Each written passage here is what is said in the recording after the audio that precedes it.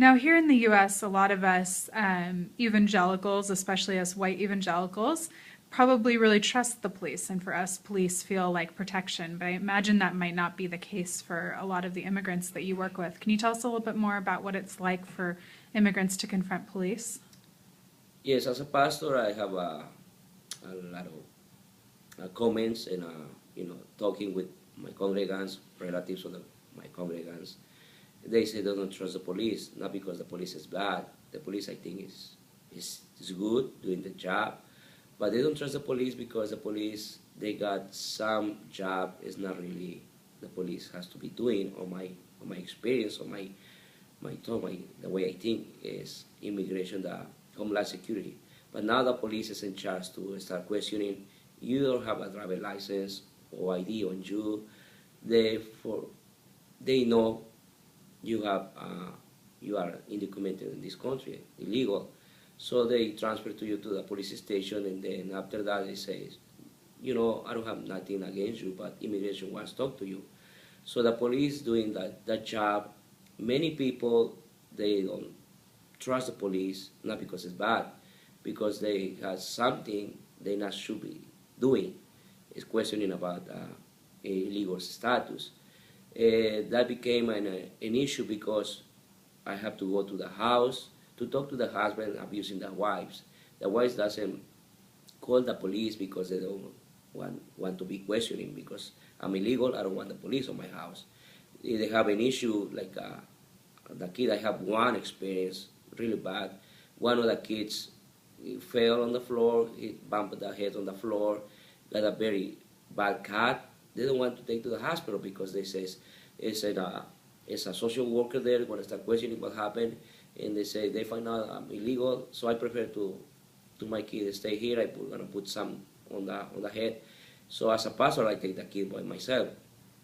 Even I'm not a father, but as a pastor, I take the chance. They maybe take the kid in the ER. So the people is one example. They are afraid. Also in the health part. So they don't want to report if somebody's stealing stuff.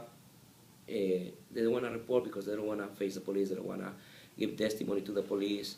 Happened in LA. It's happening here in Oregon area, and in many things they saw many crimes. They saw many things happening, but they don't report. Why? Because they don't trust police. Because they're gonna be questioning about their status in this country. Now, I imagine that kind of the logical extension of that fear is the ultimate fear of being deported. What is the situation like for people who are deported? What kind of situation and context are they going back into in the country they came from? This is like a chain reaction, and as soon as they caught up in the system, the deportation is they're gonna be deported to the country their own, like Mexico. I'm a Mexican. I want to talk about Mexico. I don't really have experience about other countries, but as a Mexican, they be deported on the borders like Tijuana, like Nogales, and because I'll be there, I'm fly because the parents or the husbands, the wives talk to me to go to the border and wait for the relative. Why? The reason is the police, Mexican police, sorry to say that, the police and Mexican police and the cartels right now, they're working together. They want to find out if this person or these people facing deportation gets the border. There's a question about the last names. They got relatives in USA. The reason is, they want to extortion the people. The relatives is here in the U.S. with money, phone calls. They say, we got your relative, your nephew, your husband, your wife. We got money from you. You working there. You got dollars or American money. So give us $10,000 and we free you, your relative.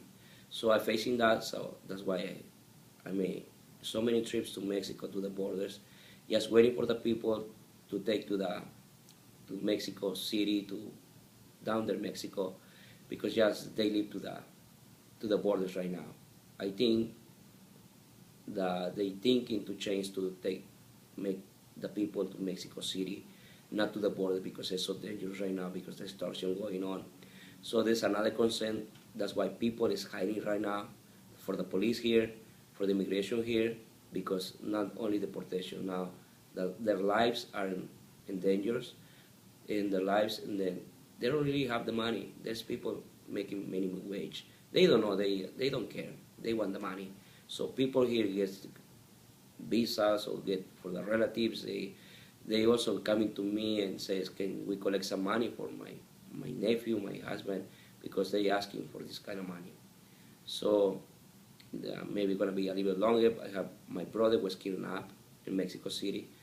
I have only one house. I have to sell it, not here in Mexico, to get my brother out because they found out I'm a pastor, I'm a preacher, but they don't know I don't have any salary for doing that, and I had to travel to Mexico and see my brother was in dangerous, and he's now in very bad situation, psychological situation. He's alive, he's well, but I have that is my personal experience. Mexico right now is upside down with all these cartels coming on, going on.